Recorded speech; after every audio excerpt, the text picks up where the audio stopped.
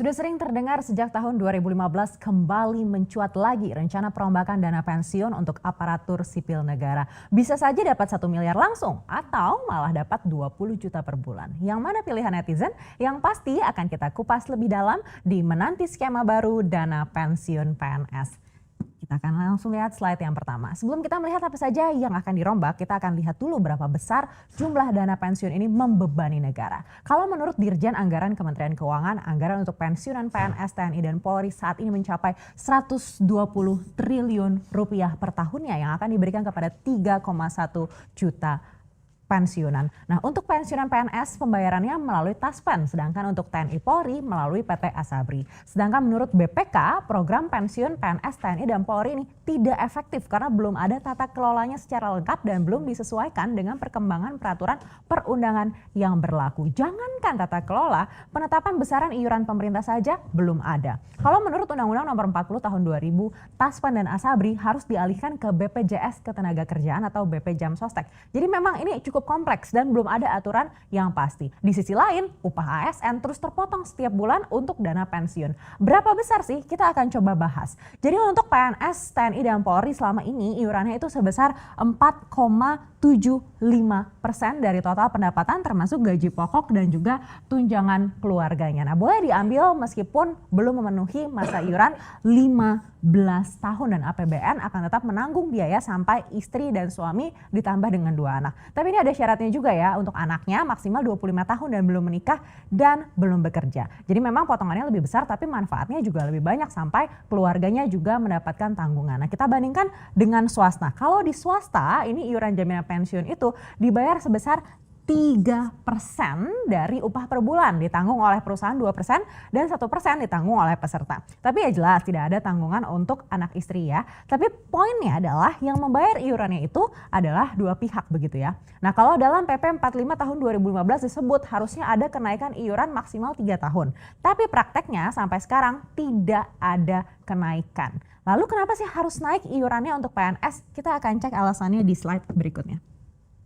Jadi kalau melihat negara-negara tetangga, ini sistem DAPEN ya sudah tidak lagi membebani APBN tapi dikelola oleh institusi dana pensiun. Tapi sayang ini belum bisa terjadi di negara kita karena masalah yang terjadi di institusi pengelola. Jadi kalau menurut ikhtisar hasil pemeriksaan semester 2 tahun 2019 ada beberapa permasalahan utama pemerintah dalam mengelola DAPEN. Nomor 1 tadi jelas ya, tidak ada tata kelola penyelenggaraan jaminan pensiun yang diatur rinci. Lalu ternyata PT Taspen ini selaku pengelola dana pensiun ini mengalami apa yang disebut besar pasak daripada tiang. Nah, berdasarkan laporan keuangan perseroan tahun 2019 total pendapatan dari premi tercatat mencapai 9,07 triliun rupiah. Sementara untuk seluruh beban klaim dan manfaatnya saja ini sudah mencapai 12,4 triliun rupiah. Kalau dihitung dengan kenaikan liabilitas manfaat polis masa depan dan cadangan teknis, ini nilai total klaimnya bahkan bisa sampai 17,7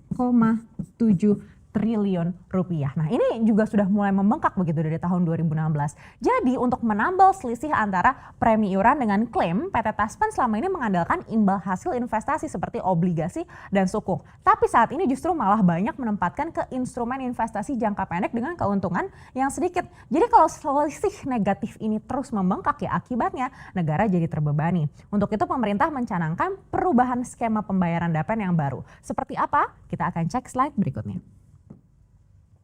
Jadi ada beberapa opsi yang saat ini tengah dikaji oleh pemerintah. Yang pertama adalah pay as you go. Nah, ini yang saat ini dianut. Jadi pembayaran uang pensiunan ASN 100% dibayarkan dari APBN setiap tahunnya. Sudah saya jelaskan sebelumnya tadi. Nah, skema baru yang ingin diterapkan adalah fully funded. Jadi dengan skema ini nantinya pembayaran pensiun akan dibayar patungan antara ASN dan pemerintah. Jadi kalau saat ini pensiunan eselon 1 ini hanya mendapat sekitar 4,5 sampai 5 juta rupiah per bulannya. Nah, skema ini memungkinkan pensiunan ASN mendapat lebih besar. Mungkin eselon 1 diperkirakan bisa mendapat 20 juta rupiah per bulannya, atau malahan bisa juga langsung dicairkan di awal dan langsung mendapatkan 1 miliar rupiah begitu misalnya. Nah ini masih terus digodok seperti apa yang paling baik dan jelas menciptakan pro kontra juga. Salah satu anggota DPR mengatakan pembayaran langsung 1 miliar di awal ini berpotensi lebih memberatkan negara dan juga berbahaya karena tidak semua orang bisa mengelola uangnya dengan baik. Selain itu juga sempat ada usul untuk membuka cakupan program DAPEN ini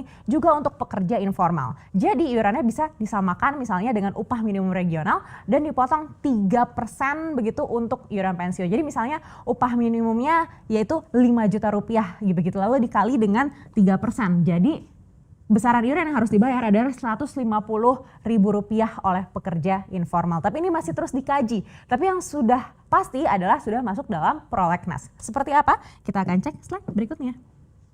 Jadi memang diakui oleh pemerintah kalau institusi pengelola dana pensiun yang ada saat ini tidak memegang peranan yang signifikan pada perkembangan industri keuangan di Indonesia.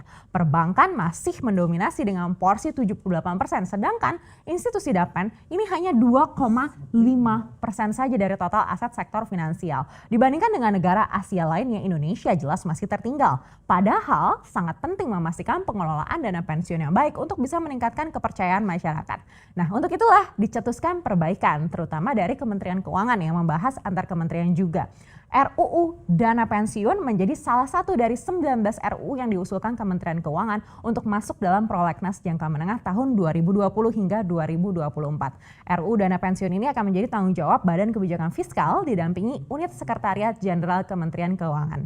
Diharapkan dengan adanya undang-undang ini maka industri dana pensiun tidak stagnan dan tingkat partisipasi masyarakat bisa tumbuh pesat. Tujuannya selain membangun sistem pensiun yang lebih optimal juga bisa meningkatkan iklim investasi dan juga mengakumulasi dana jangka panjang dan berkesinambungan. Terkait dana pensiunan PNS yang disebut membebani negara, Pak Kapur. Jadi Mas Gilang, sebetulnya kan kita sama-sama menyadari tantangan utama kita hari ini, bangsa Indonesia adalah menuntaskan proses pemulihan ekonomi. Artinya fokus utama kita bagaimana menciptakan lapangan kerja, menahan laju penambahan kemiskinan, kemudian fokusnya bagaimana tetap melayani kesehatan masyarakat khususnya yang masih terkena COVID. Jadi itu prioritas utama kita. Kenapa? Karena keputusan Presiden tentang masa darurat ini kan belum dicabut, Mas. Ini masih berlaku. Artinya Undang-Undang Nomor 2 Tahun 2022 tentang penyelamatan sistem keuangan juga, di mana APBN kita bisa defisitnya dibolehkan lebih dari 3% juga masih berlaku. Karena itu kita bicara dalam konteks prioritas kepentingan negara. Nah, di saat seperti itu kita semuanya sedang concern dalam proses mendorong percepatan pemulihan ekonomi, justru Menteri Keuangan mengeluarkan pandangan tentang dana pensiun ya yang dinilai